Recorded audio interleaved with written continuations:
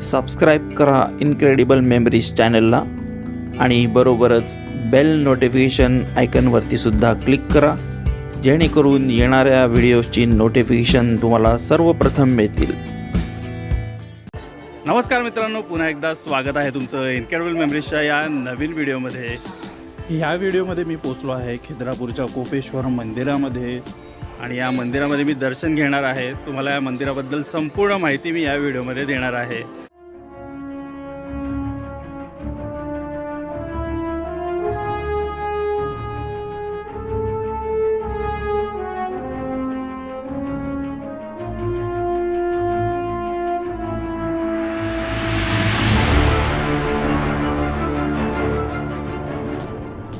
काही ठिकाणं तुमच्या मनाला इतकी आकर्षित करतात की तुम्हाला त्यांना भेट देण्याची तीव्र इच्छा होते.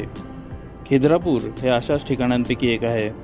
मला या ठिकाणाबद्दल सुमारे 1 ते 2 वर्षापूर्वी माहिती झाली आणि इथे भेट देण्याची तीव्र उत्सुकता होती. कोल्हापूरच्या प्रत्येक धावपळीच्या भेटीमुळे मला ते शक्य झालं नाही आणि या वस्तुस्थितीमुळे इच्छा अधिकच दृढ आणि अधिक खोल झाली आणि अखेर आज खिद्रापूरला भेट देण्याची माझी इच्छा पूर्ण होत आहे. धावपळीच्या वेळापत्रकातून वेळ काढून कोल्हापूरची ही ट्रिप प्लॅन केली आहे आणि आता आम्ही नरसोबाच्या वाडीकडे जाणारा रस्ता धरलेला आहे. उसाच्या हिरव्यागार शेतातून प्रवास करताना खूप आनंद होतोय. हा एक कमी वापरातला रस्ता आहे आणि जिकडे नजर जाईल तिकडे काळी माती आणि उसाची हिरवीगार शेती दिसतेय. या संपूर्ण मार्गावरती उसाच्या गोड सुगंधाने भरलेली हवा असते. राष्ट्रीय महामार्ग 48 वरून हा प्रवास सुरू होतो. त्यानंतर एक मार्ग मुख्य मार्गापासून वेगळा होतो. दृश्य बदलतात आणि नारळाची इतकी झाडं पाहून एक वेळ असं वाटतं की मी कोल्हापूरमध्ये आहे की गोव्यामध्ये. खिद्रापूरला पोहोचण्यासाठी कोल्हापूर मिरज महामार्ग घ्या, नरसोबाच्या वाडीला जाणारा रस्ता घ्या आणि धर्मनगर, पिंपरी, शाहूनगर आणि शिरोळ यासारखी छोटी गावे पार करा. नरसोबाच्या वाडीकडून कुरुंदवाडचा रस्ता धरा आणि सैनिक टाकळी मार्गे खिद्रापूर गावामध्ये पोचा. कोल्हापूर ते खिद्रापूर हे अंतर साधारण 60 ते 65 किलोमीटर आहे. कोल्हापूर शहरातून कुरुंदवाड मार्गे येथे पोहोचण्यासाठी खाजगी कार किंवा बसने सुमारे 1.5 ते 2 तास लागतात. कोल्हापूर ते कुरुंदवाड हा रस्ता सामान्यतः चांगला आहे आणि त्यानंतरचा मार्ग गावखेड्यातून जातो. इथे येण्यासाठी स्वतःची कार हा बेस्ट ऑप्शन आहे किंवा कोल्हापूर मध्यवर्ती बस स्थानकावरून कुरुंदवाडपर्यंत ST बस आणि तिथून खिद्रापूरला खाजगी रिक्षा किंवा जीप उपलब्ध आहेत. आता आपण कोपेश्वर मंदिराजवळ पोहोचलेलो आहोत. खिद्रापूर कोपेश्वर मंदिराच्या जवळच 1500 वर्ष जुनं आणि अत्यंत दुर्मिळ असं प्राचीन आदिनाथ दिगंबर जैन मंदिर आहे. हेच ते प्राचीन जैन मंदिर. खिद्रापूरला आल्यानंतर तुम्ही या जैन मंदिराला सुद्धा अवश्य भेट द्या.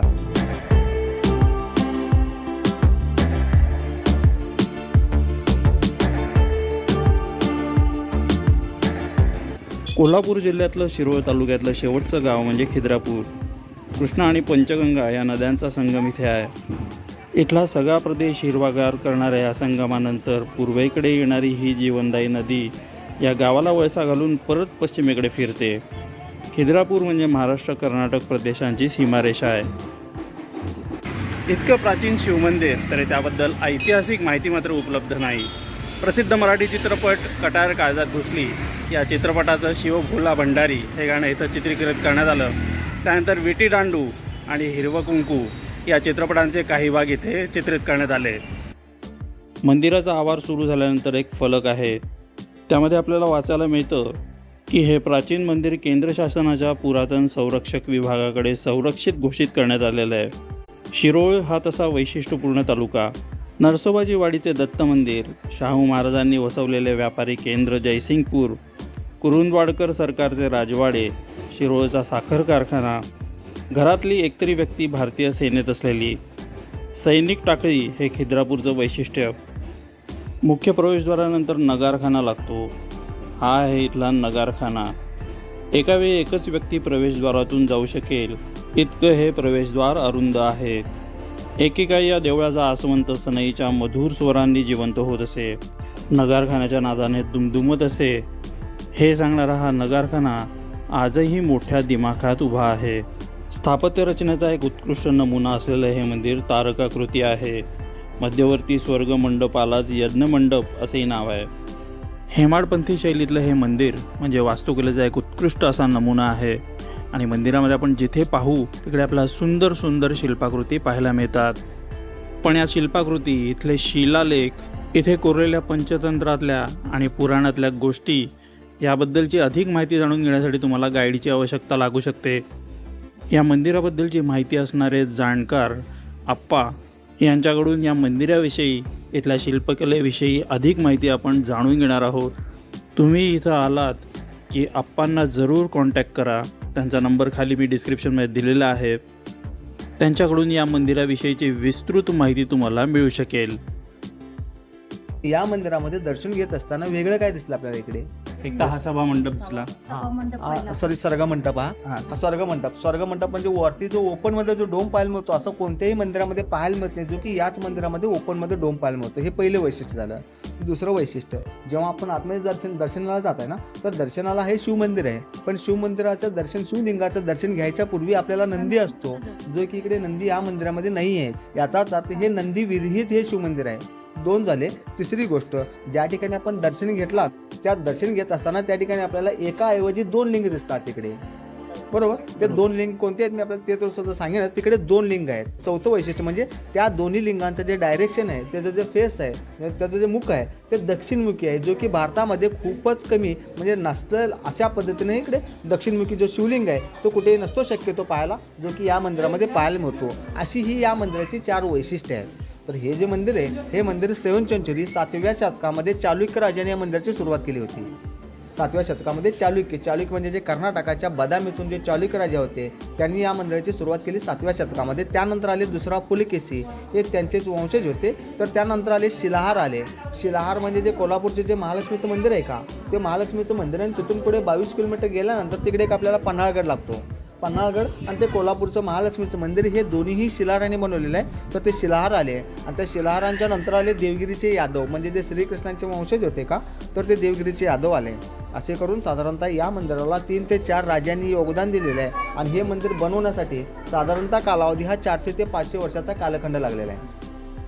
400 ते 500 वर्ष म्हणजे आपल्याला वाटतं खूप वर्षे लागलीत, पण आपल्याला रिझन कळून जाईल. तर 400 ते 500 वर्ष लागलेत आणि हे 1400 वर्षापूर्वीचं मंदिर आहे. आणि 1400 वर्षापूर्वी हे मंदिर बनवत असताना या मंदिरासाठी जो काही हा दगडाचा वापर करण्यात आलेला आहे त्याला ब्लॅक बेसॉल्ट असं म्हटलं जातं. बेसॉल्ट म्हणजे काय असतं? हा एका ज्वालामुखीच्या उद्रेकातून तयार झालेला दगड आहे. पण हा जो दगड असतो, हा दगड या मंदिराच्या आसपास म्हणजे इथून 80 ते 90 किलोमीटरच्या अंतरामध्ये तो दगड कुठेही नाही मिळत. तर मिळतो कुठे? कोल्हापूरच्या पुढे जिथं सह्याद्री पर्वत रांगा लागतात. तर 7व्या शतकातली मी गोष्ट करतोय. ट्रान्सपोर्टेशन काहीच नव्हतं, ट्रक, टेम्पो, लारी, ट्रॅक्टर वगैरे असं काहीच नव्हतं. तर तेव्हाच्या काळामध्ये काय करायची, अशी जी मोठमोठी झाडं असतात ते झाडं तोडल्यानंतर त्याचा जो बुंदा असतो, तसे अनेक बुंदे एकमेकांना जोडून त्याचा एक तरापा बनवला जायचा. तरापा म्हणजे एका प्लॅटफॉर्मप्रमाणे एखाद्या जहाजाप्रमाणे होतो. त्याच्यावरती ती दगडं रचून ती बाय वॉटर नदीच्या प्रवाहातून आणली जायची.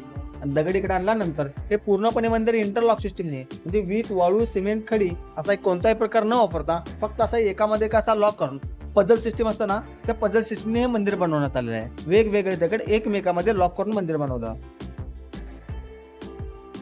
पण त्या पद्धतीने बनवत असताना सुद्धा 7-8 फुटाचा दगड उचलून वरती ठेवायचा म्हटला तर त्याला उचलण्यासाठी क्रेन किंवा यादी नव्हती.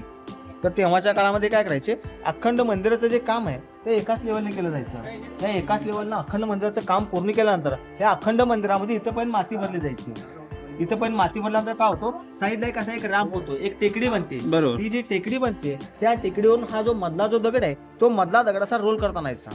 रोल करता आणल्यानंतर खालचा जो दगड आहे त्याला एक फिमेल पार्ट बनवायचा आणि वरच्या दगडाला एक मेल पार्ट बनवून तो असं वरती उभं करून लॉक करायचा. मॅन पॉवरने उभं करून लॉक केल्यानंतर मग याचं डिझाईन काम करायचं.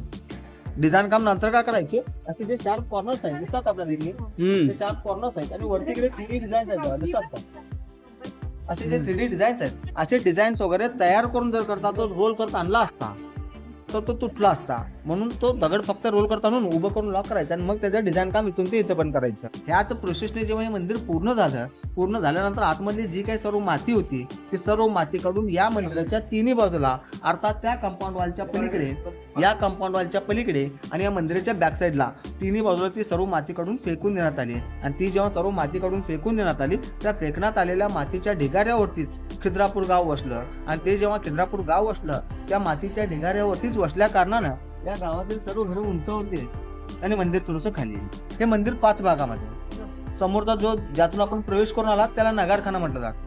आपण ज्या ठिकाणी उभे आहात त्याला स्वर्ग मंडप म्हटलं जातं. याच्या आतमध्ये गेलात की त्याला सभा मंडप म्हटलं जातं आणि त्याच्या आतमध्ये एका बाजूला पालखी ठेवलेली एक जागा आहे तर त्याला अंतराळ असं म्हटलं जातं आणि त्याच्या आतमध्ये त्याला गर्भगृह किंवा गाभारा म्हटलं जातं. तर याला स्वर्ग मंडपच का म्हटलं जातं तर पूर्वीच्या काळी याच्या मधोमध मध्यभागी यज्ञ वगैरे व्हायचं.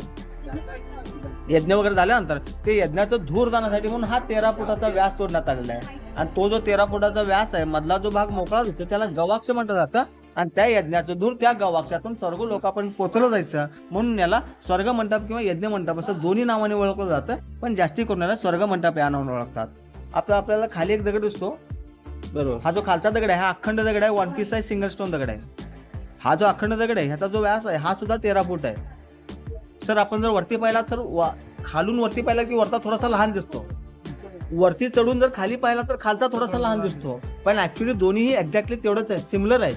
तर हा जो दगड आहे त्याला रंगशिळा असं म्हटलं जातं. रंगशिळा कधी ऐकलात का शब्द आपण रंगशिळा? हा आपण ना एखाद्या स्टेजवरती गेल्यानंतर एक स्टेजवरती नृत्यांगना नृत्य करत असते, त्या नृत्यांगनाच्या डोक्यावरती एक स्पॉटलाईट असतो आणि त्या स्पॉटलाईटच्या प्रकाशाच्या सानिध्यामध्ये ते नृत्यांगना नृत्य करत असते. पण पूर्वीचे काही लाईटची वगैरे व्यवस्था नव्हती आपल्याकडे.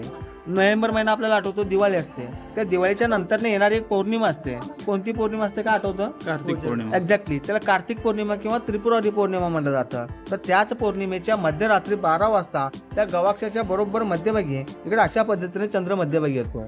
तर अशा पद्धतीने जेव्हा चंद्र मध्यभागी येतो ते चंद्र मध्यभागी गेल्यानंतर त्या चंद्राचा जो प्रकाश आहे त्या चंद्राचा प्रकाश त्या रंगशिळेवरती पडतो. यासाठी याला रंगशिळा असं म्हटलं जातं. रंग म्हणजे नृत्य गायन वगैरे आणि शिळा म्हणजे दगड, रंगशिळा. त्यानंतर या मंदिरामध्ये जे टोटल पिलर्स आहेत असे एकूण जे खांब आहेत 126 आहेत. एकूण खांब 126 आहेत. त्यापैकी 48 खांब आपल्या स्वर्ग मंडपामध्ये आहेत. आपण ज्या ठिकाणी उभे आहोत त्याला तिकडे 48 खांब आहेत आणि त्या 48 खांबापैकी हे 12 खांब आपल्या समोर ते दिसतात का? त्या रंगशिळेला जे लागून खांब आहेत ते 12 आहेत आणि त्या 12ही खांबांना अष्टदिग्पालांचे खांब असं ओळखलं जातं. आता यामध्ये अष्ट म्हणला तर 8, दिक् म्हणजे दिशा आणि पाल म्हणजे त्या दिशेचे देवता असतात, अष्टदिक्पाल. पण त्यामध्ये 4 देव एक्स्ट्रा आहेत त्या कारणासाठी 12 खांब झाले आणि त्या 12ही खांबांना अष्टदिक्पालांचे खांब असं ओळखलं जातं. तर त्यामध्ये हे कार्तिक स्वामी आहेत. कार्तिक स्वामी म्हणजे षडानंद किंवा षण्मुखानंद आपल्याकडे म्हटलं जातं कार्तिक स्वामींना आणि त्यांचं जे वाहन असतं ते मोर असतं, ते मोरावरती विराजमान आहे. त्यानंतर त्यांच्या बाजूला इकडे ही निवृत्ती आहे. निवृत्ती म्हणजे नैऋत्य दिशेचे अधिपत करणारे निवृत्ती. तर त्यांचे जे वाहन आहे ते भूत पिशाच किंवा डेड बॉडी असतं. त्यानंतर त्यांच्या बाजूला हे वरुण देव आहेत. वरुण म्हणजे पावसाचा अधिपत करणारे वरुण देव. बरोबर. आता ते वरुण देवांचे जे वाहन आहे ते काय लक्षात येतं आपल्याला समोरून? मगराचं मुख आहे. त्याला मुख हे फक्त मगराचं आहे. त्या मगराचे दात वगैरे क्लिअरली दाखवले आहेत बघा, जबडा वगैरे. इकडे एक मोकळा आहे. इसवी सन 1702 साली या मंदिरावरती मुघलांचं आक्रमण झालं होतं. त्या दरम्यान इथल्या 3 मूर्त्या आतमधल्या बऱ्याचशा मूर्त्यांची मुख वगैरे खंडित झालेले आहेत. सर दक्षिण दिशेला कोणते देव असतात आपल्याला काय आठवतं? दक्षिण दिशा यमाची असते दिशा. ते रेडा दिसतो आणि ते रेड्यावरती बसलेले यम आहेत आणि ते यमांच्या मिशा देखील क्लिअरली कोरलेले आहेत. दक्षिण दिशा ही यमाची असते. त्यानंतर हे उत्तरेचे अधिपत करणारे कुबेर देव आणि त्यांचं वाहन घोडा असतं. त्यानंतर त्यांच्या बाजूला हे विष्णुदेव आहेत आणि त्या विष्णुदेवांचं वाहन हे मनुष्यरूपी गरुड आहे. मनुष्यरूपी गरुड म्हणजे काय असतं? पुढे फक्त मनुष्याची बॉडी असते, पाठीमागे त्यांना पंख वगैरे असतात. त्यानंतर त्यांच्या बाजूला ही ईशान्येची ईश्वर म्हणजे शंकर आणि त्यांचं वाहन हे नंदी आहे. त्यानंतर त्यांच्या बाजूला इकडे एक मोकळा दिसतो का? इकडे एक मोकळा आहे आणि या ठिकाणी 2 मोकळे आहेत.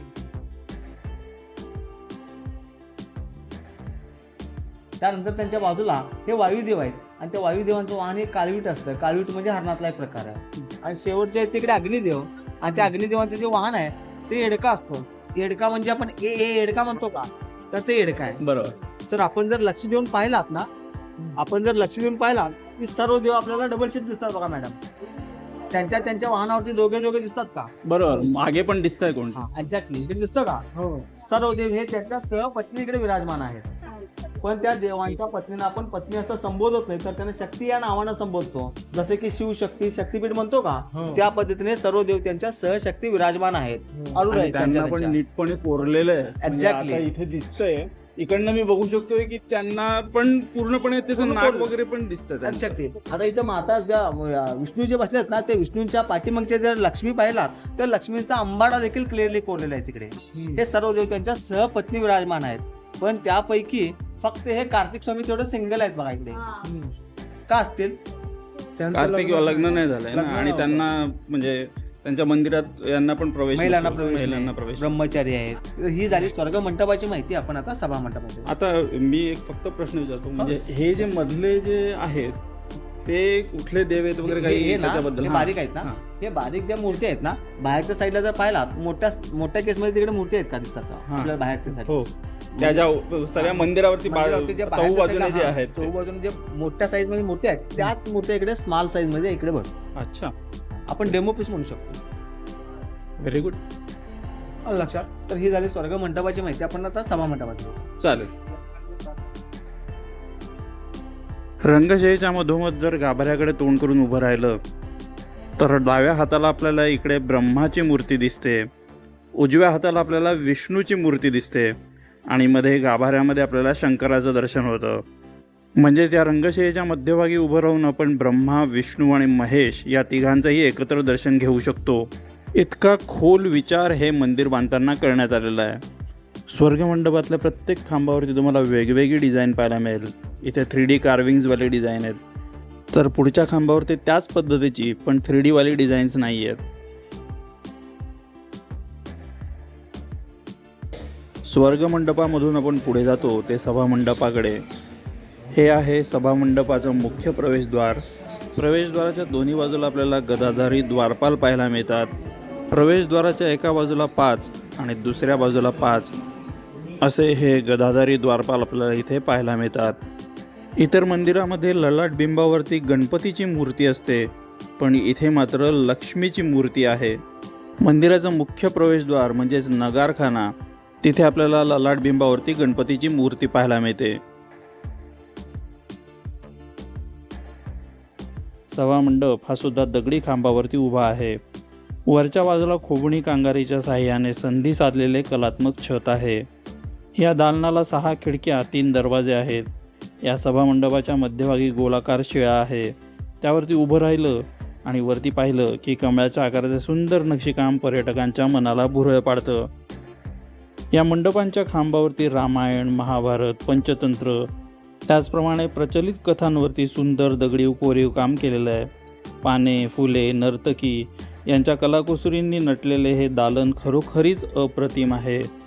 हा जो सभा मंडप आहे सर, हा सभा मंडप टोटल 60 खांबांच्यावरती उभा राहिलेला सभा मंडप आहे. 60. तर असं बोललं जातं की आपल्या महाराष्ट्रातलं सर्वात मोठं सभा मंडप असलेलं हे मंदिर आहे असं बोललं जातं. तर ह्या सभा मंडपातलं ज्या चालुक्य राजांनी या मंदिराची सुरुवात केली तर सर्वात सुरुवातीचं फर्स्ट पिलर हा बोललं जातं. हा आपल्या स्थानिक नागरिकांच्या मते हा फर्स्ट पिलर बोललं जातं. कारण का, इथं जर पाहिलात सर आपण, इथं नटरंग स्वरूपात डान्सिंग फॉर्ममध्ये श्री गणेशांना स्थापन करून त्यांनी ह्या खांबापासून सुरुवात केली आहे. आपल्याला शक्यतो पाहायला मिळतो श्री गणेश खूप ठिकाणी बसलेले, उभे राहिलेले वगैरे, पण इकडे डान्सिंग फॉर्ममध्ये श्री गणेश आहेत. ही खूपच रिअर मूर्ती असते जी की आपल्याला पाहायला मिळतं. आपण जर पाहिला तर त्याचा एक पाय खाली जमिनीवरती आहे आणि एक पाऊल उंचावरती असा नृत्य करत असताना श्री गणेशांना स्थापन करून त्या खांबापासून सुरुवात केली आहे. स्थानिक नागरिकांच्या मध्ये हा फर्स्ट पिलर असल्या कारणाने स्थानिक नागरिक प्रथमतः इकडे दर्शन घेतात, मग आतमध्ये जातात. एक गोष्ट होती बघा, आपण लहानपणी वगैरे ऐकलेलं आहे, एक मगर असतो आणि एक माकड असतो, दोघांची आपसमध्ये मैत्री असतो. तो जो माकड आहे तो रोज इथून गोड जांभळे तोडून त्या मगराला देत असे. त्यातील तो अर्धी फळे तो स्वतः खातो मगर, आणि अर्धी फळे त्याच्या बायकोला घेऊन जातो. रोज असं घेऊन गेल्यानंतर त्या मगराची बायको एके दिवशी हट्ट करते की रोज एवढी स्वादिष्ट फळे देणारा जो माकड आहे त्या माकडाचं काळीज किती गोड असणार, काळीज मीन्स हार्ट, किती गोड असणार, आणि मग ते खायचं आहे. असं हट्ट केल्यानंतर तो मगर काय करतो, एके दिवशी त्या माकडाला फसून आपल्या पाठीवरती बसून घेऊन जात असतो. घेऊन जात असताना मध्ये रस्त्यात गेल्यानंतर सांगतो की तुझं काळीज माझ्या बायकोला खायचं आहे म्हणून मी तुला घेऊन चालवलं आहे. तेव्हा तो विदिन सेकंडमध्ये माकड बोलतो, अरे वेड्या, अगोदर बोलशील की नाही, आम्ही माकडांना काळीज असं घेऊन नाही पडत. तर ते झाडावरतून लटकून आपण उड्या मारत फिरत असतो. अजून ही वेळ गेलेली नाही, आपण जाऊन घेऊन येऊ असं सांगतो. तो सांगितल्यानंतर तो मगर त्या माकडाला घेऊन परत त्या झाडाजवळ येतो, आणि त्या झाडाजवळ आल्यानंतर तो माकड उडी मारून झाडावर चढतो, तो खाली उतरत नाही. आता मोरल ऑफ द स्टोरी, यातून बोध काय मिळतो आपल्याला, यातून आपल्याला शिक म्हणजे बोध काय मिळतो, तर माणसानं कुणावर किती विश्वास ठेवावा, तितका विश्वास ठेवावा, अतिविश्वास ठेवू नये, पहिली गोष्ट. आणि दुसरी गोष्ट, शक्तीपेक्षा युक्ती श्रेष्ठ. आता ही जी कथा आहे ही पंचतंत्रातली आहे. पंचतंत्र म्हणजे काय असतं आणि कशासाठी असतं, मी त्या नेक्स्ट स्टोरीमध्ये मी आपल्याला एक्सप्लेन करतो. चालेल, ठीक. 2 बगळे आहेत आणि एक कासव आहे. हे ह्या कासवाचं नाव बडबड्या कासव असतं. 2 बगळे असतात आणि कासव असतो, तिघांची मैत्री असते. तो जो कासव असतो त्या कासवाचं नाव बडबड्या कासव असतं, म्हणजे त्याला जास्त बडबड्याची सवय असते. हे तिघेही एकाच तळ्यात राहत असतात. त्या तळ्यात त्यांना पाणी सुकतं आणि पाणी सुकल्या कारणानं त्यांना दुसऱ्या तळ्यामध्ये जायचं असतं. जेव्हा त्या दुसऱ्या तळ्यामध्ये त्यांना जायचं असतं, हे दोन्ही बगळे आरामात जाऊ शकतात, पण त्या कासवाला जाणं शक्य नव्हतं. त्यामुळे ते दोन्ही बगळे काय करतात, त्या दोन्ही चोचीमध्ये एक काठी पकडतात आणि त्या कासवाला मध्ये गच्च पकडण्यासाठी सांगतात. अट एकच असते की त्या दुसऱ्या तळ्यापर्यंत जाऊन पोहोचेपर्यंत मध्ये बोलायचं नाही, बडबडायचं नाही.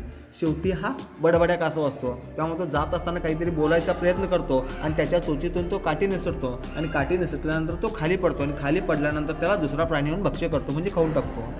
मोरल ऑफ द स्टोरी, यातून बोध काय मिळतो तर माणसाला जिथं जेवढं योग्य आहे तेवढंच बोलावं, अति बडबड केल्यानं नुकसान होतं. ह्या कथेच्या माध्यमातून आपल्याला बोध मिळतो. आता हे पंचतंत्रामध्ये काय असतं, पूर्वीच्या वेळेला राजेंचे पुत्र राजपुत्र यांना स्कूल, कॉलेजेस, हायस्कूल वगैरे काहीच नव्हतं. तेव्हा असे कथेच्या माध्यमातून त्यांना बोध दिलं जायचं, शिकवलं जायचं. त्याला पंचतंत्र असं बोललं जातं. पंचतंत्र, इसापनीती, जातक कथा यामध्ये ज्या काही गोष्टी आहेत ना, त्या सर्व गोष्टी अशा प्राण्यांच्या माध्यमातून मनुष्यांना दिलेले बोधकथा आहे. बरोबर. आलं आपल्या लक्षात.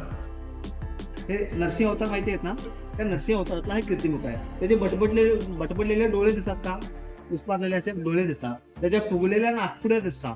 त्याचा दबडा असा ओपन केल्यानंतर दोन्ही भागाला जे असा साईडला गॅप राहतो का, हा गॅप देखील त्यांनी बनवलेला आहे. दिसतं आपल्याला. आता लक्ष द्या, मी एक आपल्याला 12 इंचाचा ब्लँक पेपर दिला. 12 इंचाचा म्हणजे 1 स्क्वेअर फुटाचा ब्लँक पेपर, कोरा कागद दिला आणि त्या कोऱ्या कागदावरती मी हा एवढा भाग जो आहे तो स्केच करायला सांगितला, आपल्याला बनवायला सांगितलं. त्याची डिझाईन बनवायला सांगितलं, त्याचं स्केच करायला सांगितलं आणि ते स्केच करायला मी बनवायला सांगितल्यानंतर आपण ती खूप अप्रतिम अशा पद्धतीने तुम्ही स्केच बनवलात.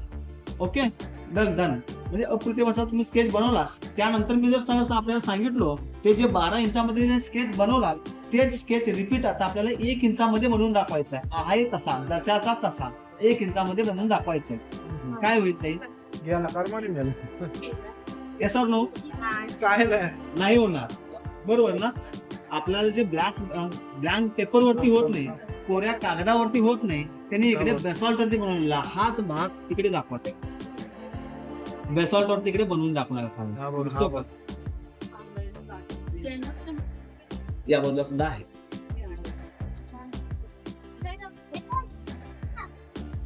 या बाजूला सुद्धा आहे. सगळीकडेच बनवलं.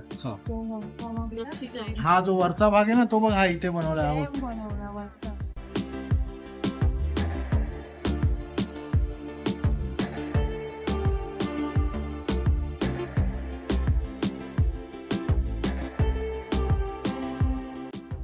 असे 2 द्वारपाल होते. त्या बाजूला एक होते आणि या बाजूला एक आहेत असं म्हणतो.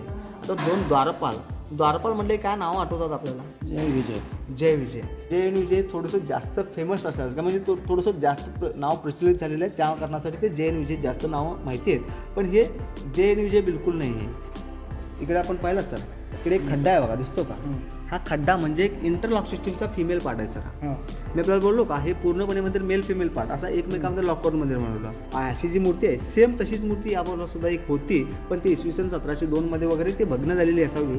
जय आणि विजय हे जे 2 द्वारपाल होते ते विष्णूंचे होते. पण हे जे मी 2 द्वारपाल दाखवतोय हे शैव द्वारपाल आहेत. शैव म्हणजे शंकरांचे द्वारपाल. आता हे शंकरांचे द्वारपाल आहेत. कशावर ओळखायचं कसे की शंकरांचे आहेत, तर ते त्यांच्या माथ्यावरती ते मानवी कवठादिरे असतात. दिसतात का? मानवी कवठादिरे असतात, पहिली गोष्ट.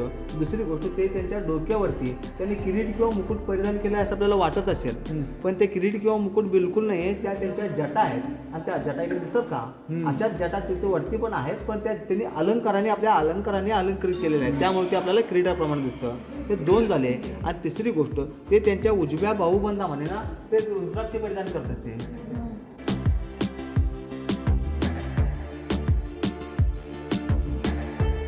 हे कीर्तिमुख आहे. दिसतं आपल्याला? कीर्तिमुख म्हणजे त्या ठिकाणी आपल्याला 4 दाखवलं होतं का, त्याचं स्थान तिथंच का असतं त्याबद्दल मी आपल्याला थोड्या वेळाने सांगतो. त्या कीर्तिमुखाच्या 2 सोयी जात आहेत. दिसतात का? या बाजूला एक सोयी जात आहे आणि या बाजूला सुद्धा एक आहे. इकडच्या सोयी जाताप्रमाणे दाखवले आहेत. आणि त्या इकडच्या ह्याच्यामध्ये ना पाहिला तर इकडच्या गोलामध्ये इकडे विष्णू बसलेले आहेत आणि ते विष्णूंचं वाहन इकडे मनुष्यरूपी गरुड आहे. मनुष्यरूपी गरुड म्हणजे काय असतं, पुढे फक्त मनुष्याची बॉडी असते, पाठीमध्ये त्या पंख असतात. इकडे पुढे मनुष्याची बॉडी आहे, फक्त पंख आहेत, नाक त्यांच्या गरुडाप्रमाणे चोच असतं. त्यानंतर इकडे विष्णू आहेत आणि ते विष्णूंच्या उजव्या 2 हातापैकी एका हातामध्ये शंख आहे आणि दुसऱ्या हातामध्ये चक्र आहे आणि त्यांच्या डाव्या 2 हातापैकी एका हातामध्ये पद्म आहे आणि दुसऱ्या हातामध्ये मागे गदा आहे आणि त्या विष्णूंच्या मांडीवरती बसलेल्या माता लक्ष्मीची मूर्ती आहे. आता ती जी माता लक्ष्मीची मूर्ती आहे ती उलिशीची आहे, दिसते का? त्यांच्या गळ्यातला मंगळसूत्र दिसतो का ताई आपल्याला? त्यांचा अंबाडा दिसतो का? त्यानंतर त्यांच्या कानातली कर्णफुलं दिसतात का? अंबाड्याच्या आतमध्ये बारीक असा गजरा देखील आहे बघा, दिसतो का? त्यानंतर त्यांची हेअरस्टाईल दिसतात का लाईनिंगमध्ये आपल्याला? दिसतं. त्यानंतर त्यांचे डोळे, नाक आणि होठ दिसतात का? त्यांचे गाल फुगीर आहेत, मी स्पष्ट दिसतात, मी आपल्याला सांगायची गरज नाही. आणि त्या होठाच्या खाली किंचित अशी हनवटी पण आहे बघा, दिसते का? म्हणजे किती डिटेलमध्ये ती कार्विंग करण्यात आली आहे. आणि त्याच्यावर डीपमध्ये पाहायचं म्हटलं तर ते विष्णूंची छाती दिसते का आपल्याला? त्या विष्णूंच्या छातीवर जर जाणवं दिसतं का? त्यानंतर त्यांचे डोळे, नाक आणि होठ दिसतात का आपल्याला? त्यांच्या डोळ्यावरच्या वरती त्यांच्या ज्या भुवया आहेत का, आयब्रोज, ते आपल्या एका केसाच्या जाडी एवढे त्यांचे आयब्रोज आहेत, जे की आपल्याला क्लिअरली दिसते. म्हणजे ती विष्णूंची जी हसत असताना ती रेस दिसते, म्हणजे विष्णू हे स्मित हास्य करत आहेत हे मी सांगायची गरज नाही, एवढी त्यांनी क्लिअरली बनवले आहेत. हे कीर्तिमुखच आहे, मी आपल्याला मगाशी सांगितलं ना कीर्तिमुख का असतं म्हणून, आणि त्यांचं स्थान अग्र का असतं. कीर्तिसूर नावाचा एक राक्षस असतो, आणि त्या कीर्तिसूर नावाचा जो राक्षस असतो त्या राक्षसाला ना एक श्राप असतो. काय श्राप असतो की तो कितीही पोटाला खाल्ला तर त्याची पोटाची भूक नाही संपणार, असा त्याला श्राप असतो. असा श्राप असल्या कारणानं तो काय करतो, एकही दिवशी या सृष्टीतील जे काही नजरेसमोर दिसतं तो सर्व काही तो ग्रहण करतो. तो सर्व काही ग्रहण करून देखील त्याची पोटाची भूक नाही थांबत. एवढं सर्व काही खाऊन देखील त्याची पोटाची भूक न थांबल्यामुळे त्याची बुद्धी चालायची बंद होते, आणि बुद्धी चालायची बंद झाल्यानंतर तो काय करतो, आपली स्वतःची बॉडी इथं पण खाऊन टाकतो. आपली स्वतःची बॉडी पण खाऊन देखील त्याची पोटाची भूक नाही थांबत. मग फक्त त्याचं मुख तेवढंच राहिलेलं असतं. तो मुख तेवढंच घेऊन तो शंकरांच्याकडे जातो, आणि शंकरांच्याकडे गेल्यानंतर शंकरांना त्यांच्यावरती दया येते. का दया येते तर तो दिलेला श्राप तो शंकरांनी त्यांना दिलेला असतं. त्यामुळे त्यांना दया आल्यानंतर शंकर त्यांना एक उशाप देतात. उशाप म्हणजे दिलेला श्राप वापस घेता येत नसतो, म्हणून ते त्यांना एक उशाप देतात. आणि काय म्हणून उशाप देतात की जिथं जिथं माझी मंदिर आहेत त्या मंदिराच्या अग्रस्थानी, अग्र म्हणजे फ्रंटला, त्या ठिकाणी आपल्याला स्थान असेल, आणि त्या स्थानावरती आपल्याला पोटाला खाण्यासाठी म्हणून कधीही कमी पडणार नाही, सतत आपल्याला तिथं पोटाला मिळत राहील, असं ते त्यांना शंकरांनी ते आशीर्वाद देऊन ते स्थान दिलेलं असतं. येणाऱ्या भक्तांचं पाप खाण्यासाठी त्यांनी तिकडे बसवलेलं असतं. शिव म्हणजे मोक्ष, शिव म्हणजे मोक्ष, आणि त्यांच्या दर्शनासाठी येणारा प्रत्येक भक्त हा पापमुक्त होऊन आतमध्ये आला पाहिजे, ह्या पाठीमागचा त्यांचा उद्देश असतो. म्हणजे येणाऱ्या भक्तांचं पाप कधी संपत नाही, आणि त्या कीर्तिसूर राक्षसाचं पोटही कधी भरत नाही, असा हा सायकल आजपर्यंत चालत आलेला आहे.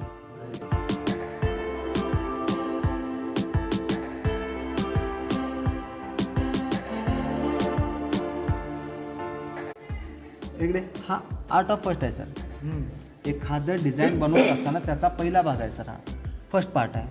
असा डिझाईन बनवायचा. आपण रांगोळ्या टाकत असताना पहिल्यांदा टिपक्या टाकतोय का, त्यानंतर लाईन जोडतोय सर. आपण स्केच करत असताना पहिल्यांदा रफ काढून घेतो, त्या पद्धतीने हा त्याचा पहिला भाग आहे. याचा सेकंड पार्ट इकडे आहे, थोडासा डीपमध्ये कोरला आहे बघा, दिसतो का?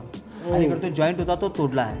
हा पहिला भाग, हा second part. First, second, third, fourth करत जेव्हा फायनल डिझाईन होते तेव्हा अशा पद्धतीने बनते. तर इथं सुद्धा 3D आहे, दिसतं का? इथे सुद्धा 3D आहे, आणि इथे सुद्धा 3D आहे.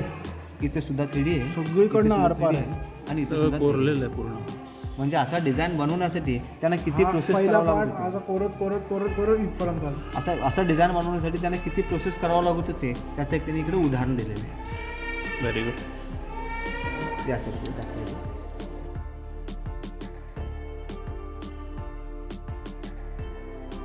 दिसतात का? श्रीराम आहे, श्रीराम आहे, दिसतात का? श्रीरामांच्या पाठीमागे इकडे लक्ष्मण सुद्धा बसलेले आहे. ते भाता आहे, त्या भात्यामध्ये बाण देखील आहेत. तिकडे एक धनुष्य आहे, हे एक झाड आहे, आणि त्या झाडावरती हनुमान देखील आहे, दिसतात का? जेव्हा श्रीराम आणि श्री लक्ष्मण माता सीतांना सोडवण्यासाठी जात असतात, माता सीतांना रावणाने अपहरण केलेलं असतं. त्या अपहरण केलेल्या रावणाच्या तावडीतून माता सीतांना सोडवण्यासाठी जेव्हा श्रीराम आणि श्री लक्ष्मण जात असताना त्यांना मध्ये लागतो तो किष्किंधा नगर.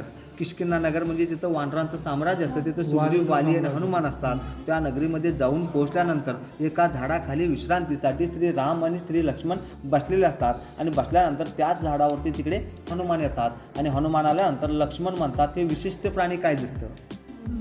कारण का तर ती त्यांची प्रथम भेट असते.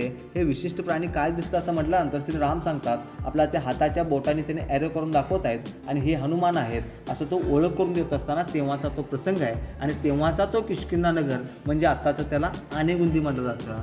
आनेगुंदी हा एक कानडी शब्द आहे तिकडचा. हम्पीला गेलात ना, हम्पीला लागून एक तुंगभद्रा नदी वाहते. त्या नदीला लागून एक अंजनाद्री पर्वत लागतो आणि त्या अंजनाद्री पर्वताच्या वरती तिकडे गेल्यानंतर त्या ठिकाणी एक आनेगुंदी नावाचा एक एरिया लागतो. आने म्हणजे हत्ती आणि गुंदी म्हणजे हत्ती पार्किंग करायची जी जागा असते त्याला आनेगुंदी म्हटलं जातं. तिथे हा घडलेला प्रसंग इकडे चित्रित करण्यात आलेला आहे. ही जी मूर्ती आहे ही मूर्ती विष्णूंची आहे, विष्णू भगवान. आता लक्ष द्या हां, मी सांगतो ना, त्यांच्या हातामध्ये शंखचक्र गाय आहे पहिली गोष्ट. आणि दुसरी गोष्ट ना, अशी विष्णूंची मूर्ती आपण पहिल्यांदा पाहत आहे. एक्झॅक्टली पद्मासनामध्ये. आपण ह्याच्या अगोदर ज्या काही विष्णूंच्या मूर्त्या पाहिलात ना, तर एक तर ती शेषशय्या पाहिलेली आहे, नसेल तर उभी असलेली पाहिलेली आहे. पण फर्स्ट टाइम आपण पद्मासनातली विष्णूंची मूर्ती पाहत आहे. तर सेम अशीच मूर्ती माझ्या वाचनानुसार भारतामध्ये बद्रीनाथला एक आहे. बद्रीनाथला ना बद्रीनाथच का म्हटलं जातं, जेव्हा तिकडे विष्णू ध्यानमुद्रेमध्ये बसले असतात त्या विष्णूंच्या वरती ना बर्फ पडायला सुरुवात होते. आणि त्या विष्णूंच्या वरती जेव्हा बर्फ पडायला सुरुवात होते, हे जेव्हा माता लक्ष्मी पाहतात तर त्या माता लक्ष्मी पाहिल्यानंतर त्या माता लक्ष्मी विचार करतात की माझ्या विष्णूंच्यावर जर असं जर सतत बर्फ पडत राहिलं तर ते माझे विष्णू हे बर्फामध्ये झाकले जातील. ह्या उद्देशानं त्या काय करतात, त्या माता लक्ष्मी ह्या त्यांच्या विष्णूंच्या पाठीमागे येऊन उभे राहतात आणि उभे राहिल्यानंतर त्या बद्रीच्या झाडाचं रूप घेऊन ते उभे राहतात. बद्री म्हणजे बोराच्या झाडाला संस्कृतमध्ये बद्री म्हटलं जातं. आणि त्या बद्रीच्या झाडाचं रूप घेऊन ते त्यांच्या पाठीमागे उभे राहिल्यानंतर जे काही बर्फ पडतं ते सर्व काही त्या बद्रीच्या झाडावरती पडतं, विष्णूंच्यावरती नाही पडत. अशीच कित्येक वर्षे निघून गेल्यानंतर जेव्हा विष्णू ध्यानमुद्रेतून बाहेर येतात तर ते बाहेर आल्यानंतर ते पाहतात तर त्या माता लक्ष्मीने त्या बद्रीच्या झाडाचं रूप घेतलेलं आहे. तेव्हा त्या माता लक्ष्मीने विष्णू महाराज शब्द देतात की माझ्यासोबत आपलं सुद्धा इथं ध्यान पूर्ण झालं, त्यामुळे इथून पुढे जो कोणी माझा भक्त येईल तो माझ्यासोबत आपला सुद्धा इथं नाव घेतला जाईल. याचाच अर्थ बद्रीच्या झाडाखाली बसलेले नाथ अर्थात बद्रीनाथ. गज आहे आणि मध्यभागी लक्ष्मी आहे, दिसते का? दोन्ही साईडला गज आहेत आणि मध्यभागी लक्ष्मी. गजलक्ष्मी गजांत लक्ष्मी, विघ्नहर्ता गणेशा, त्यानंतर विद्यादेवी सरस्वती, त्यानंतर लक्ष्मी, असा तो सिक्वेन्स. त्यानंतर या बाजूला एक कलश दिसतो का सर? या बाजूला एक कलश आहे आणि या बाजूला सुद्धा एक कलश आहे. हे जे दोन्ही जे कलश आहेत त्याला शुभ प्रतीक त्यांनी दिलेले आहेत. त्याला सृष्टी कलश असं बोललं जातं. खाली पाहिला इथून ते इथंपर्यंत मगराची बॉडी आहे बघा, दिसते का? बरोबर. इथून ते इथंपर्यंत मगराची बॉडी आहे आणि इथून पाठीमागे पाहिला तर तिला मोराची बॉडी आहे. पुढे असे मगरानं तोंड उघडलेलं आहे सर, दिसतो का? बरोबर. त्या मगराचे दात वगैरे क्लिअरली दिसतात. त्या मगराच्या तोंडातून आलेले हे कमळाचं फूल आहे आणि त्या कमळाच्या फुलातून 3 शंख उमललेत असं त्या कलाकाराला दाखवायचं आहे. सेम पॅटर्न त्या साईडला सुद्धा आहे आणि मध्ये सुंदर कलाकृती आहे मध्यभागी. आणि हे वन पीस आहे, सिंगल स्टोन आहे, एका दगडात बनवलेली कलाकृती आहे. आता ही जी कलाकृती आहे याला म्हणलं जातं चंद्रशिळा. आता चंद्रशिळा म्हणजे काय असतं, हल्ली ना आपण आपला जो फ्लॅट असतो त्या फ्लॅटच्या फ्रंट डोरच्या समोर आपण रोज उठून रांगोळी नाही बनवत. एक मार्केटमध्ये स्टिकर मिळतो सर, स्टिकर मिळतो. तो स्टिकरवरून आपण चिटकवतो, तर चिटकवल्यानंतर तो आपली झाली परमनंट रांगोळी. त्याच पद्धतीने पूर्वीची चंद्रशिळा म्हणजे ही परमनंट रांगोळी. असे ना 6 मूर्ती आहेत, त्या बोर्डला 3 आणि या बोर्डला 3 असे 6 मूर्ती आहेत. आणि त्या 6 मूर्तींच्या हातामध्ये ना काहीतरी फळे घेऊन थांबलेले होते, पण त्यापैकी 5 डिस्ट्रॉय झाले आहेत, मोडतोड झाले आहेत. एक आपल्याला इकडे पाहायला मिळतो. आता यांच्या हातामध्ये ना काही फळे आहेत. ते फळे कोणते आहेत? आंबे आहेत, ठीक आहे. पण त्या आंबे हे कच्चे आहेत की पिकलेले आहेत, काही सांगू शकाल? कच्चे आहेत. पण कच्चेच कशावरून? पानामुळे. पान म्हणजे काय असतं? म्हणजे पिकलेला आंबा असतो तो गळून पडल्यावरती त्याला फक्त ते वरती एक एक्झॅक्टली. आपण जर पाहिला पहिली गोष्ट घड जो असतो तो कच्च्या पायऱ्यांचाच असतो. एक्झॅक्टली.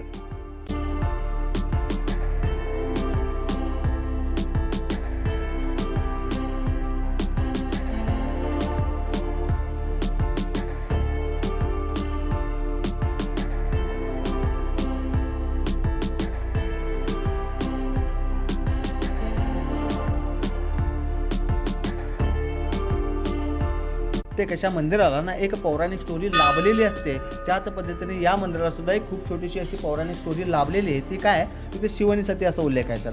शिव म्हणजे शंकर आणि सती म्हणजे पार्वतीच्या अगोदरची पहिली पत्नी, जिला सती किंवा दाक्षायणी म्हटलं जातं. दाक्षायणी का म्हटलं जातं तर ती दक्ष राजांची कन्या असते. सतीचे वडील दक्ष राजा प्रजापती यांना फक्त मुली असल्या कारणानं त्यांना एक मुलगा हवा असतो. त्या कारणास्तव त्यांनी एक पुत्र कामिष्ठीच्या यज्ञाचं आयोजन केलं असतं. आपल्या दक्षिण नदीच्या प्रवाहाच्या पलीकडे एक येडूर नावाचं गाव आहे. येडूर, जे की तालुका चिक्कोडी, जिल्हा बेळगाव, कर्नाटकामध्ये येतं. त्या गावामध्ये दक्ष राजा प्रजापती यांनी त्या पुत्र कामिष्ठीच्या यज्ञाचं आयोजन केलं असतं. पण त्या यज्ञाला सर्व मुली आणि सर्व जावयांना आमंत्रित करतात. फक्त शिव आणि सतींना आमंत्रित नाही करत. कारण का, ती जी सती असते ती सती दक्ष राजांच्या मर्जीच्या विरोधात जाऊन शंकरांच्या बरोबर लग्न केल्यामुळे ते त्यांना आमंत्रित नाही करत. ही गोष्ट जेव्हा इकडे सतीनं कळते तेव्हा सती या शंकरांच्याकडे हट्ट करून त्या नंदींच्यावरती स्वार होऊन त्या तिकडे जातात. प्रवेश केल्यानंतर दक्ष राजा प्रजापती हे सतीचा अपमान करतात आणि तो अपमान त्या सतीला सहन न झाल्या कारणाने त्या तिकडे चालू यज्ञकुंडामध्ये आहुती घेते. सतीने त्या ठिकाणी आपले प्राण दिले. ही गोष्ट जेव्हा इकडे शंकरांना कळतं तेव्हा शंकर हे दक्षिणेकडे मुख करून ते आपले इथे जटा आपटून ते कोपलेत. कोप याचाच अर्थ राग, कोपलेला ईश्वर अर्थात कोपेश्वर. आणि त्याच कोपलेल्या ईश्वरांना शांत करण्यासाठी, जसं की एखादं छोटं बाळ आपल्या घरामध्ये रडत असेल, हट्ट करत असेल, तर आपण काय करतोय, त्या बाळाला उचलून आपल्या खांद्यावरती घेऊन आपण त्याला थोपून शांत करण्याचा प्रयत्न करतोय. त्याच पद्धतीने त्या कोपलेल्या ईश्वरांना शांत करण्यासाठी इथे विष्णू लिंगाच्या स्वरूपामध्ये थोपेश्वर म्हणजे थोपून शांत करण्यासाठी थोपेश्वर या नावाने ते विराजमान आहेत. शैव आणि वैष्णवचं मिलन आहे, हरी आणि हर आहेत. ज्यांच्या गळ्यामध्ये नाग आहेत ते शंकर आहेत आणि त्यांच्या बाजूला जे उंच उभं लिंग आहे ते विष्णूंचं आहे. आपल्या कोल्हापूर सिरीजचे आणखी काही व्हिडिओज आपल्या चॅनलवरती आधीच उपलब्ध आहेत. त्यांची लिंक खाली डिस्क्रिप्शनमध्ये दिलेली आहे, तिकडे जाऊन ते व्हिडिओ तुम्ही नक्की पहा. आप्पांनी आपल्याला मंदिरातल्या आतल्या बाजूला असलेल्या शिल्पांची सुंदर अशी माहिती सांगितलेली आहे. सहज सोप्या भाषेमध्ये सगळ्यांना समजेल अशा भाषेमध्ये ही माहिती त्यांनी आपल्याला समजावून सांगितलेली आहे. हे मंदिर खूप मोठं आहे आणि याचं शिल्पवैभवसुद्धा खूप मोठं आहे. तेव्हा तुम्ही खिद्रापूरला आलात की आप्पांना जरूर कॉन्टॅक्ट करा आणि त्यांच्याकडून या मंदिराची माहिती जाणून घ्या. आता मंदिराच्या बाहेर आपल्याला कोणकोणती शिल्प पाहायला मिळत आहेत ते आपण पाहूया. या मंदिराच्या बाहेरच्या बाजूला, सभामंडपाच्या बाजूला आणि गाभाऱ्याच्या भोवती गजपटावरती एकूण 92 हत्तींची मालिका आहे आणि त्या हत्तींवरती विविध देवदेवता आरूढ आहेत. या गजपट्ट्याच्या वरती नरपट्टा आहे. नरपट्टा यासाठी म्हटलं जातं की मंदिराच्या या भागावरती विविध देवदेवतांचं आणि सूरसुंदरींचं अंकन केलेलं आहे. त्यापैकी इथं बघा, इथं हा कालभैरव आहे आणि त्याच्या दुसऱ्या बाजूला ब्रह्मदेव दिसतात. हा जो नरपट्टा आहे याच्या वरच्या बाजूला सुद्धा बऱ्याच ठिकाणी मूर्त्या आहेत आणि ही जी ब्रह्मदेवता दिसते तिच्या वरच्या बाजूला तुम्हाला विष्णूची मूर्ती दिसेल. मंदिराच्या दक्षिण आणि उत्तरेला तुम्हाला दिसेल की इथं मुखमंडप बांधायचे होते, त्याचे अवशेष तुम्हाला इथे पडलेले दिसतील. हे मंदिर कसं बांधलं गेलं याचा नमुना तुम्हाला इथे पाहायला मिळतो. 2 दगडांना जोडण्यासाठी ठोकलेली क्लिप तुम्हाला इथे दिसत असेल. हा आहे मंदिराचा दक्षिण दरवाजा. दक्षिणेच्या दरवाजावरती इथे तोरणामध्ये गणपती बाप्पाची मूर्ती कोरलेली आपल्याला इथे दिसते. या दक्षिणेच्या दरवाजावरती आपल्याला स्त्री द्वारपाल कोरलेले दिसतात. प्रवेशद्वाराच्या एका बाजूला 4 स्त्री द्वारपाल आहेत आणि दुसऱ्या बाजूला 3 स्त्री द्वारपाल आहेत आणि बाकी सर्व पुरुष आहेत. सप्तमातृका शंकर आणि विष्णू ही चालुक्यांची 3 दैवतं आहेत, म्हणून या दरवाजावरती त्यांना इथे प्राधान्य दिलेलं आहे. या मंदिर परिसरामध्ये एकूण 12 शिलालेख आहेत. त्यापैकीचा हा एक मोठा शिलालेख आपल्याला इथे पाहायला मिळतो. हा शिलालेख देवनागरी लिपीमध्ये आहे आणि त्याची भाषा संस्कृत आहे. यादव सम्राट सिंहदेव याने खिद्रापूरच्या लढाईमध्ये मोठा विजय मिळवला आणि या मंदिराचा जीर्णोद्धार केला. या मंदिराच्या खर्चासाठी कुडल दामवाड नावाचे दान दिल्याचा या शिलालेखामध्ये उल्लेख आहे. मंदिराच्या बाहेरच्या बाजूला गजपटावरती, नरपटावरती आपल्याला अनेक देवदेवतांचं आणि प्रसंगांचं शिल्पांकन पाहायला मिळतं. त्यापैकीच हा पंडित इथं उच्चासनावरती बसलेला आहे आणि त्याच्या बाजूला एक सामान्य माणूस खाली बसलेला आहे जो त्याला प्रश्न विचारतोय. पुढे इथे 2 हत्तींच्या मध्ये खांबावरती आपल्याला वामन अवताराचं शिल्प बघायला मिळतं.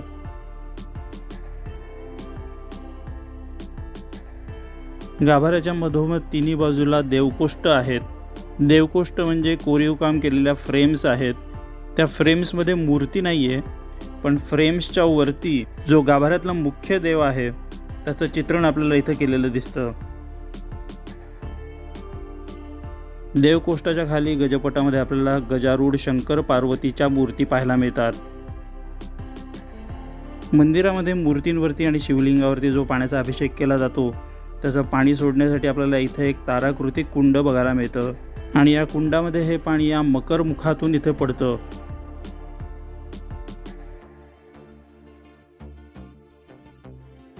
रामायणातलं काही प्रसंगाचं चित्रण आपल्याला इथे पाहायला मिळतं. या बाजूला इथं सीता आणि हनुमानाचं चित्रण आहे. अशोक वाटिकेमधल्या मुद्रिका भेटेचं शिल्पांकन इथं केलेलं आहे. इथं नरपट्ट्यामध्ये आपल्याला वरती सरस्वती पाहायला मिळते. तिच्या चेहऱ्यावरचे भाव किती शांत आणि निर्मळ आहेत. तिच्या हातामध्ये परशू, पाश, माला आणि एका हातामध्ये पुस्तक आहे. हा आहे मंदिराचा उत्तर दरवाजा आणि उत्तर दरवाजावरती आपल्याला पुरुष द्वारपाल पाहायला मिळतात. दक्षिण दिशेला पुरुष द्वारपालांबरोबरच स्त्री द्वारपाल सुद्धा होते. इथे फक्त पुरुष द्वारपाल आहेत. नंतरच्या शतकांमध्ये इस्लामिक आक्रमकांनी बहुतेक शिल्पांचं मोठ्या प्रमाणात नुकसान केलेलं आहे. हे पाहणं फारच दुःखद आहे.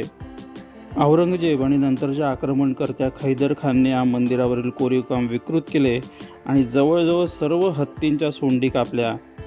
कोणी काय नष्ट केलं याचे कोणतेही अचूक ऐतिहासिक पुरावे नाहीत, परंतु अशा सौंदर्याचा नाश पाहणं हे खूप वेदनादायक आहे. जर तुम्ही ते फ्लाईटने येत असाल तर जवळचं एअरपोर्ट आहे छत्रपती राजाराम महाराज एअरपोर्ट कोल्हापूर, जे या मंदिरापासून जवळपास 56 किलोमीटर अंतरावरती आहे. एअरपोर्टच्या बाहेरच तुम्हाला टॅक्सी मिळेल, जी तुम्हाला थेट मंदिरापर्यंत घेऊन जाईल, पण त्यासाठी टॅक्सी चार्ज करेल 2,000 ते 3,000 रुपये.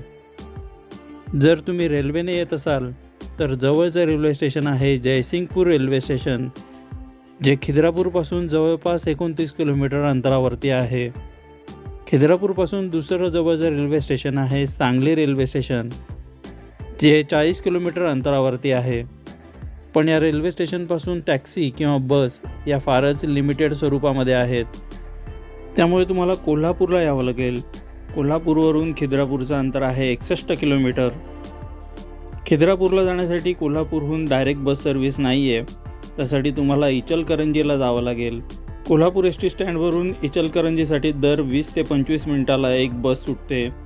त्याने तुम्हाला इचलकरंजीला जावं लागेल आणि तिथून तुम्हाला खिद्रापूरसाठी डायरेक्ट बस मिळेल. कोल्हापूर ते इचलकरंजी हे अंतर आहे 28 किलोमीटरचं. त्यासाठी तुम्हाला 40 ते 45 मिनटं लागू शकतात. कोल्हापूर ते इचलकरंजी या प्रवासाचं बस भाडं आहे 46 रुपये. इचलकरंजी इथून सुद्धा खिद्रापूरसाठी लिमिटेड बस सर्व्हिस आहे, जी दर 1 ते 2 तासांनी सुटते. इचलकरंजीहून खिद्रापूर आहे 33 किलोमीटर अंतरावरती आणि हे अंतर पार करण्यासाठी तुम्हाला सुमारे 1.5 ते 2 तासाचा वेळ लागू शकतो, कारण बस गावामध्ये बऱ्याच ठिकाणी थांबते. इचलकरंजीहून खिद्रापूरचं बस तिकीट आहे 51 रुपयाचं आणि खिद्रापूर बस स्टँडवरून कोपेश्वर मंदिर आहे फक्त 50 ते 60 मीटर अंतरावरती. खिद्रापूर बस स्टँडवरती वॉशरूमची सुविधा उपलब्ध आहे. कोपेश्वर मंदिरामध्ये वॉशरूमची सुविधा उपलब्ध नाही आहे. जागतिक संदर्भामध्ये खिद्रापूर हे आकर्षक स्थळ आहे, पण पर्यटन स्थळ म्हणून अजूनही त्याचा विकास केलेला दिसत नाही. खिद्रापूरला रेल्वे स्टेशन नाही. कितीही प्रसिद्धीच्या अंधारामध्ये असलं तरी बरेच शिल्पप्रेमी देशी आणि परदेशी पर्यटक उन्हाळ्यामध्ये या जागेला भेट देत असतात. इथे पोचण्यासाठी दळणवळणाचं परवडणारं असं साधन उपलब्ध दिसत नाही. इथल्या शिल्पसौंदर्याने अनेक पर्यटक मोहित होतात. बस सर्व्हिस फारच लिमिटेड स्वरूपामध्ये उपलब्ध आहे. इथे राहण्यासाठी धर्मशाळा किंवा हॉटेलची सोय दिसत नाही. अनेक शाळांच्या सहली इथे येतात. आपलं एक सांस्कृतिक शक्तिपीठ आणि धर्मपीठ असलेलं हे अतिशय सुंदर स्मारक हे लोकांपर्यंत कसं पोहोचणार आणि जतन कसं होणार, हाच एक मोठा भेडसावणारा प्रश्न इथे पडतो. कोपेश्वर मंदिराने मला माझ्या अपेक्षेपेक्षा खूप काही दिलं. त्यामुळे मला शांती, आनंद आणि माझ्या मातृभूमीची प्रशंसा करण्याची संधी मिळाली. पुन्हा एकदा मी भारतीय असल्याचा मला अभिमान वाटला आणि हे सर्व मी पाहू शकलो याचं भाग्य मला लाभलं याचा अभिमान मला वाटला. खरोखरच दुःखद आहे की अशा चमत्कारांबद्दल पर्यटकांना अजूनही माहिती नाही आहे. आणि सर्वात दुःखद गोष्ट म्हणजे खिद्रापूरबद्दल कोणतेही टप्पे किंवा साईनबोर्ड नाहीत. तसंच इंटरनेटवरती सुद्धा या मंदिराविषयी थोडीच माहिती उपलब्ध आहे. या प्राचीन स्थापत्य वैभवाचे लोकप्रियकरण केले पाहिजे. तसंच इथे पोहोचण्यासाठी विविध दळणवळणांची साधनंसुद्धा निर्माण केली पाहिजेत, जेणेकरून अधिकाधिक लोक इथे येऊन भेट देऊ शकतील. तर मित्रांनो, हे होतं कोपेश्वर महादेव मंदिर. तुम्हाला कसा वाटला हा व्हिडिओ ते मला खाली कमेंट करून नक्की सांगा. आणि हा व्हिडिओ जर तुम्हाला आवडला असेल आणि अजूनही तुम्ही इनक्रेडिबल मेमरीज चॅनलला सबस्क्राईब केलं नसेल तर जरूर सबस्क्राईब करा आणि बरोबरच बेल नोटिफिकेशन आयकॉनवरती सुद्धा क्लिक करा, जेणेकरून येणाऱ्या व्हिडिओची नोटिफिकेशन तुम्हाला सर्वप्रथम मिळतील. भेटूया आपल्या पुढच्या व्हिडिओमध्ये. धन्यवाद. तर मंडळी, कसा वाटला तुम्हाला हा व्हिडिओ ते मला खाली कमेंट करून नक्की कळवा आणि आपल्या या चॅनलला लाईक, शेअर आणि सबस्क्राईब करायला विसरू नका. भेटूया पुढच्या व्हिडिओमध्ये. धन्यवाद.